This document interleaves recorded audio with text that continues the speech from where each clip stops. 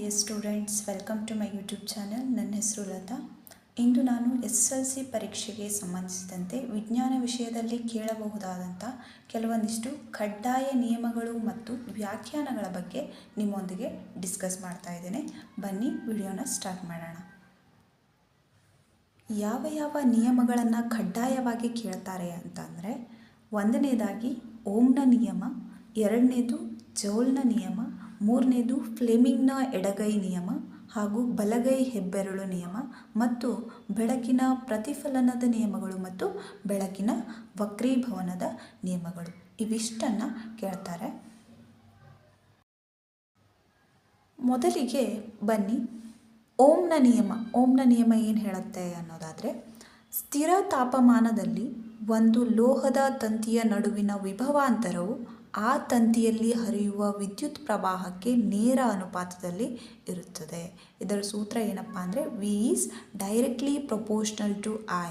ಇದನ್ನು ಹೀಗೂ ಬರಿಬೋದು, V divided by I is equal to R ಅಂತ ಬರೀತಾರೆ, ಅಥವಾ V divided by R is equal to I ಅಂತ ಬರೀತಾರೆ.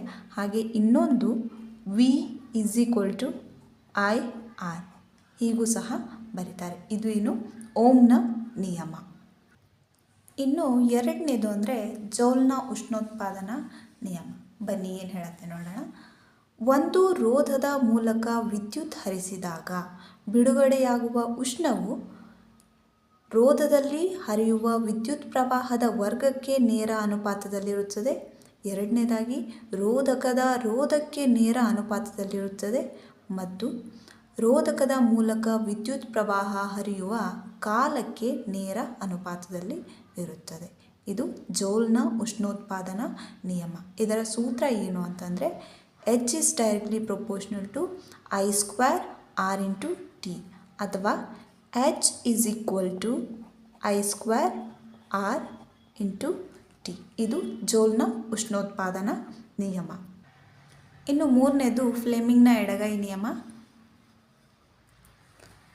ಏನು ಹೇಳುತ್ತಪ್ಪ ಇದು ಅಂದರೆ, ಎಡಗೈನ ತೋರು ಬೆರಳು, ಹೆಬ್ಬೆರಳು ಮತ್ತು ಮಧ್ಯದ ಬೆರಳನ್ನು ಪರಸ್ಪರ ಲಂಬವಾಗಿರುವಂತೆ ಹೊಂದಿಸಿದಾಗ ತೋರು ಬೆರಳು ಕಾಂತಕ್ಷೇತ್ರದ ದಿಕ್ಕನ್ನು, ಮಧ್ಯದ ಬೆರಳು ವಿದ್ಯುತ್ ಪ್ರವಾಹದ ದಿಕ್ಕನ್ನು ಸೂಚಿಸಿದರೆ, ಹೆಬ್ಬೆರಳು ವಾಹಕದ ಮೇಲೆ ಪ್ರಯೋಗವಾಗುವ ಯಾಂತ್ರಿಕ ಬಲದ ನೇರವನ್ನು ಸೂಚಿಸುತ್ತದೆ.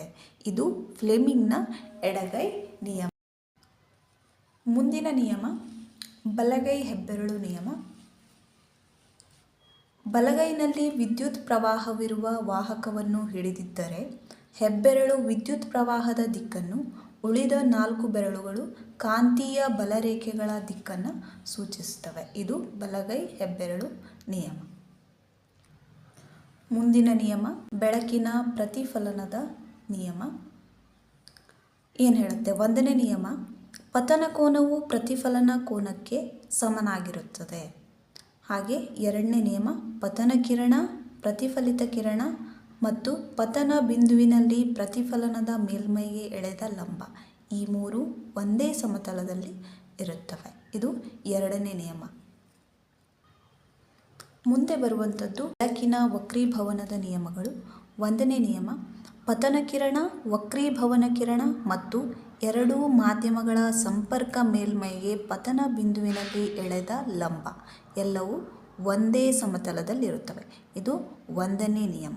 ಹಾಗೆ ಎರಡನೇ ನಿಯಮ ಏನು ಹೇಳುತ್ತೆ ಅಂತಂದರೆ, ಕೊಟ್ಟಿರುವ ಬೆಳಕಿನ ನಿರ್ದಿಷ್ಟ ಬಣ್ಣ ಮತ್ತು ನೀಡಿರುವ ಜೋಡಿ ಮಾಧ್ಯಮಗಳಿಗೆ ಪತನ ಕೋನದ ಸೈನು ಮತ್ತು ವಕ್ರೀಮ ಕೋನದ ಸೈನುಗಳ ಅನುಪಾತ ಸ್ಥಿರವಾಗಿರುತ್ತದೆ. ಇದನ್ನು ಸ್ನೆಲ್ಸ್ನ ನಿಯಮ ಅಂತಲೂ ಕರೀತಾರೆ.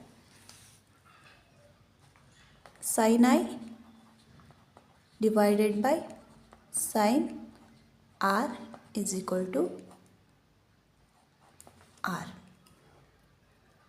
ಇದು ಸ್ನೆಲ್ಸ್ನ ನಿಯಮ. ಇವಿಷ್ಟು ನಿಮಗೆ ಕಡ್ಡಾಯವಾಗಿ ಕೇಳಬಹುದಾದಂತಹ ನಿಯಮ. ಮುಂದುವರೆದು ಯಾವ ವ್ಯಾಖ್ಯಾನಗಳನ್ನು ಕೇಳಬಹುದು ಅಂತ ನೋಡೋಣ ಬನ್ನಿ. ಒಂದನೇದು ಆಹಾರ ಸರಪಳಿ. ಆಹಾರ ಸರಪಳಿ ಅಂದ್ರೇನು? ಒಂದು ಪೋಷಣಾ ಸ್ತರದಿಂದ ಮತ್ತೊಂದು ಪೋಷಣಾ ಸ್ತರಕ್ಕೆ ಶಕ್ತಿಯು ಆಹಾರದ ರೂಪದಲ್ಲಿ ವರ್ಗಾವಣೆಗೊಳ್ಳುವುದಕ್ಕೆ ಆಹಾರ ಸರಪಳಿ ಎನ್ನುವರು. ಹಾಗೆ ಎರಡನೇದು ಜೈವಿಕ ಸಂವರ್ಧನೆ. ಏನಿದು ಜೈವಿಕ ಸಂವರ್ಧನೆ ಅಂದರೆ, ಕೆಲವು ರಾಸಾಯನಿಕಗಳು ಆಹಾರ ಸರಪಳಿಯನ್ನು ಪ್ರವೇಶಿಸಿದಾಗ ಒಂದು ಪೋಷಣಾ ಸ್ತರದಿಂದ ಇನ್ನೊಂದು ಪೋಷಣಾ ಸ್ತರಕ್ಕೆ ಹೋದಂತೆ ಗರಿಷ್ಠ ಸಾಂದ್ರತೆಯಲ್ಲಿ ಸಂಗ್ರಹವಾಗುವುದನ್ನು ಜೈವಿಕ ಸಂವರ್ಧನೆ ಎನ್ನುವರು. ಹಾಗೆ ಮುಂದಿನ ವ್ಯಾಖ್ಯಾನ ಯಾವುದು ಅಂತಂದರೆ ಅನುರೂಪ ಶ್ರೇಣಿ. ಏನು ಅನುರೂಪ ಶ್ರೇಣಿ ಅಂತಂದರೆ, ಒಂದೇ ಕ್ರಿಯಾಗುಂಪು ಕಾರ್ಬನ್ ಸರಪಳಿಯಲ್ಲಿನ ಹೈಡ್ರೋಜನ್ನನ್ನು ಸ್ಥಾನಪಲ್ಲಟಗೊಳಿಸುವ ಸಂಯುಕ್ತಗಳ ಸರಣಿಯನ್ನು ಅನುರೂಪ ಶ್ರೇಣಿಗಳು ಎನ್ನುವರು. ಹಾಗೆ ಮುಂದುವರೆದು ನೋಡೋದಾದರೆ ರಚನಾ ಸಮಾಂಗಿಗಳು. ಏನು ರಚನಾ ಸಮಾಂಗಿಗಳು? ಒಂದೇ ಅಣುಸೂತ್ರ ಆದರೆ ವಿಭಿನ್ನ ರಚನೆ ಹೊಂದಿರುವಂತಹ ಸಂಯುಕ್ತಗಳನ್ನು ರಚನಾ ಸಮಾಂಗಿಗಳು ಅಂತ ಕರೀತಾರೆ. ಹಾಗೆ ಐದನೇದು ಯಾವುದು ಅಂತಂದರೆ ಪರಾವರ್ತಿತ ಕ್ರಿಯೆ. ಒಂದು ನಿರ್ದಿಷ್ಟ ಪ್ರಚೋದನೆಗೆ ವ್ಯಕ್ತವಾಗುವ ಯಾವುದೇ ಚಿಂತನೆಯನ್ನು ಒಳಗೊಳ್ಳದ ಹಠಾತ್ ಪ್ರತಿಕ್ರಿಯೆಯನ್ನು ಪರಾವರ್ತಿತ ಪ್ರತಿಕ್ರಿಯೆ ಎಂದು ಕರೆಯುವರು. ಇದನ್ನು ಮೆದುಳು ಬಳ್ಳಿಯು ನಿಯಂತ್ರಿಸುತ್ತದೆ. ಓಕೆ, ಇದಿಷ್ಟನ್ನು ಕಲಿತ್ರೆ ನೀವು ಎಲ್ಲ ವ್ಯಾಖ್ಯಾನಗಳನ್ನು ಕಲಿತ ಹಾಗೆ ಆಯಿತು. ಈ ವಿಡಿಯೋ ನಿಮಗೆ ಉಪಯುಕ್ತ ಆಗುತ್ತೆ ಅಂತ ಅನ್ಕೋತೀನಿ. ಈ ವಿಡಿಯೋ ಏನಾದರೂ ಇಷ್ಟ ಆಗಿದ್ದರೆ ಇದನ್ನು ಲೈಕ್ ಮಾಡಿ, ನಿಮ್ಮ ಸ್ನೇಹಿತರೊಂದಿಗೆ ಹೆಚ್ಚೆಚ್ಚು ಶೇರ್ ಮಾಡಿ, ಹಾಗೆ ಚಾನಲನ್ನು ಸಬ್ಸ್ಕ್ರೈಬ್ ಮಾಡಿ ಅಂತ ಹೇಳ್ತಾ ಕೊನೆವರೆಗೂ ವಿಡಿಯೋವನ್ನು ನೋಡಿರೋದಕ್ಕೆ ಥ್ಯಾಂಕ್ ಯು.